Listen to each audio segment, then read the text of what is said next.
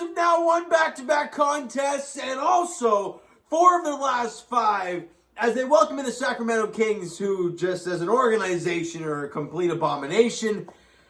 And they lay a full-on beatdown right from the get-go, winning 124-101. And with the win, and with the 4 of their last 5 being W's, the Raptors are like 13-14 on the year. They're a game under 500. They've been playing some good basketball lately. We saw that game against the Knicks where offensively they were terrible, but defensively they did a fantastic job. Today was the complete other side of the spectrum. However, we did only allow 101, but they dropped 124. The bench, the worst bench in the NBA, statistically, dropped 50 plus. Now, obviously, they got more runway, and they played the majority of the fourth quarter, so I get it. But that does so much for this team, having this bench do something. And it was nice to watch. Let's break this game down. First quarter, the Raptors come out with some force early, up 8 after one quarter, 30-22. But we've seen this before, where they have a great quarter, and then they're gone. And then they fall apart. Well, that did not happen today. Because in the second quarter, they're like, oh, how did we score in the first 30? Nah, that's cute. They dropped a 40-piece. They only allowed 23. The Raptors are plus 17. 17 in the second quarter alone. And you are up. Oh, God, math. 25 at halftime. I believe it was 70-45 at halftime. Well, what team are we going to see in that third quarter? Well, the Raptors, offensively weren't there, but defensively, they stay strong. They only allowed 24. They scored 23. But you're still up by 24 going into the fourth quarter. Again, like I mentioned earlier, the Raptors, right from the get-go, grabbed this game and did not look back. In the fourth quarter, same type of thing, but both teams shot the ball well. They scored 32, we scored 31, and you win by 23 points. This game was never in question, and the Raptors, they needed a game like this.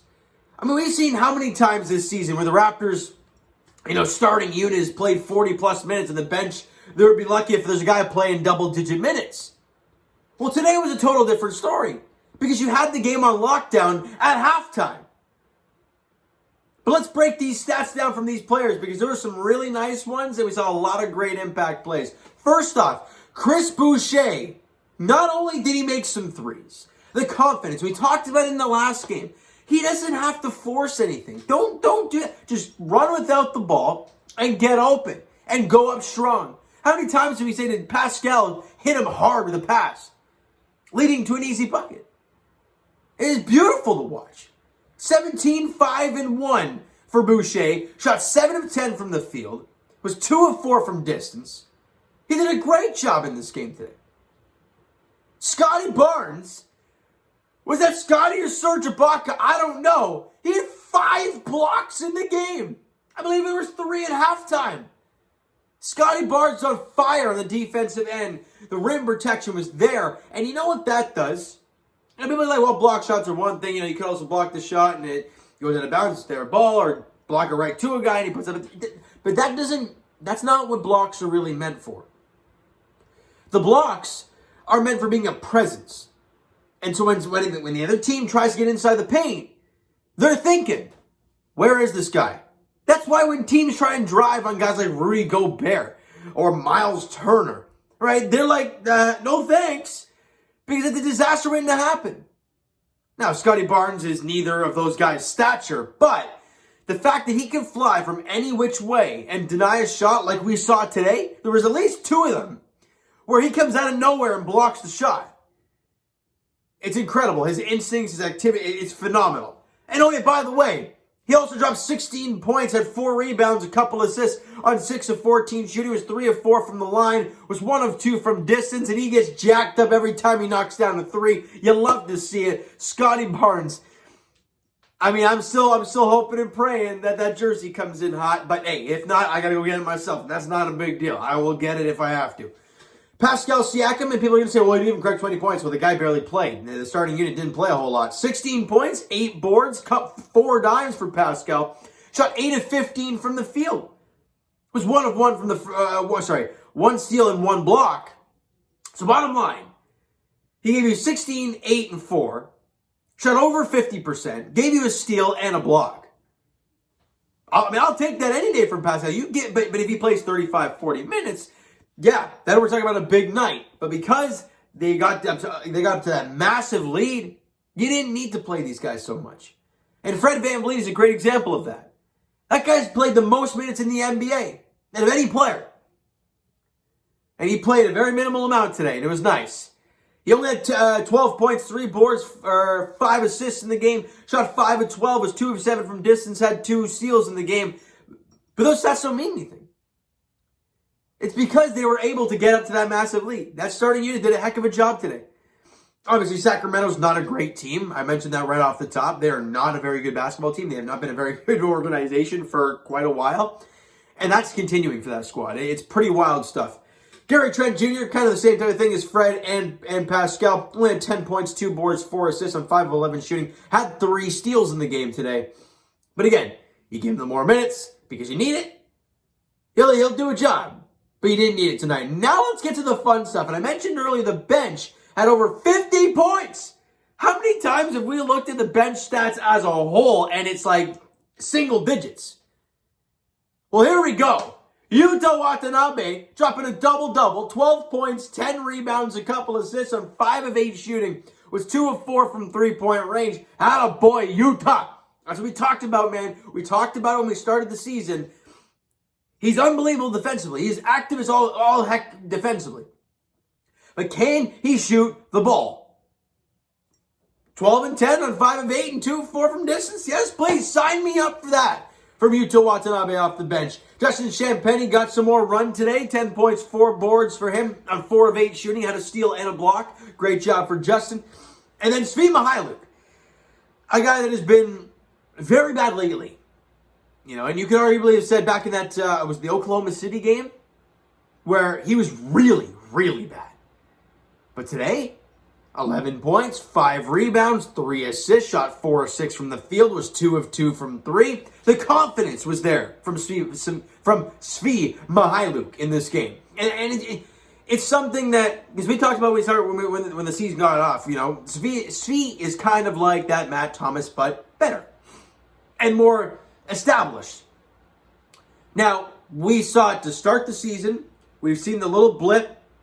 And I'm hoping this game today is some sort of like a coming out thing for Svi, and he can start shooting the ball consistently from three-point range. And that's really what he's there for. Then Malachi Flynn, guy who's barely played, drops 14, 1 and 1 on 6 of 8 shooting, was 2 of 3 from 3, and he had 2 steals. So, ladies and gentlemen, you had 4 guys in double figures off the bench.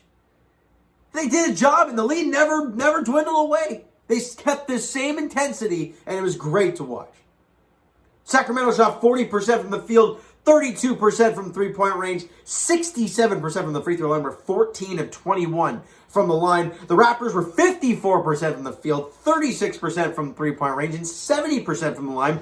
But the Raptors only got to the line 10 times. They got there 21. They got to the line 11 more times the Raptors did, and they lost by 23. That tells you right there how bad they were. They also double up on the makes. You made 7, they made 14. It's wild how much the Raptors flat out dominated this game. Now, there were a few instances where the Raptors weren't great, and that was rebounding. The Raptors were -7 on the glass in this game. They were -11 on the offensive glass. But you know what? I kind of expect that. We've always talked about, they have no natural big. Well, they had Kevin, and they had Precious, but neither guy is playing. So you have the scrawny guy, Chris Boucher, at your 5. And that's your dude. And everybody else is just really long. So, good luck trying to out-rebound teams. But the Raptors did have 28 assists in the game. We've talked about it before, how the ball gets stuck in Fred's hands or Pascal's hands. They start going ISO, and it's just an awful thing to witness. The ball hummed today. They had a season high for assists and a half. They had 28 in the game. The ball was moving. You get your wide open shots. Good things happen. Great stuff. They were plus 9 in the turnovers category, so they had 9 more turnovers than the Raptors did. I think we still had single-digit turnovers, which is fantastic. Plus 18 in points in the paint, plus 10 in the fast break, plus 12 in points off of turnovers. The Raptors just dominated this game. Right from the get-go, and it was beautiful. Now, the next contest, though, not going to be that easy. Tomorrow night, a second night of a back-to-back, you travel to Brooklyn to take on the Nets. 7:30 tip-off there. That is not going to be an easy game at all. But, hey, this Raptor team is playing better basketball. They got to keep the same defensive intensity, and they have to make shots. Harden, Durant, they will make shots. The question is, can the Raptors make shots? And that has remained to be seen on a consistent basis, but tonight, they were firing on all cylinders, and it was awesome to witness. All right, so you know what, guys? That is going to do it for this one. If you enjoyed the video and enjoyed the game this evening, expect the like button to appreciate that. Hit the subscribe button if you haven't already. Comment down below. Thoughts on the video, thoughts on the game, what you like, what you not like from today's game today for the Toronto Raptors. Twitter link is down below, so follow up, send me a DM, do that great stuff. The Instagram link is down below as well, so follow up there if you have not done so already. And I will talk to you guys, the Leafs edition. Oh, boy. When do the Leafs play next? I believe it's Thursday, isn't it? Or no, that got canceled. Calgary. Edmonton. When do they play Edmonton? Tomorrow, 9 o'clock, I believe? It's a 9 o'clock puck drop in Edmonton tomorrow night. The Calgary game on Thursday has been postponed because of the COVID thing, the outbreak that Calgary is dealing with. So we'll see what happens there. And as for the Raptors, their next contest is tomorrow night as they head to Brooklyn to take on the Nets. But we play Chicago sometime soon, and that's not going to happen. So we'll have to see, but no matter what, Leafs play Edmonton tomorrow. Raptors play Brooklyn tomorrow, 7:30 tip-off in Brooklyn, 9:30 puck drop in Edmonton. All right, so thank you guys so much for listening and watching. I hope you enjoyed the video. We'll talk to you guys then.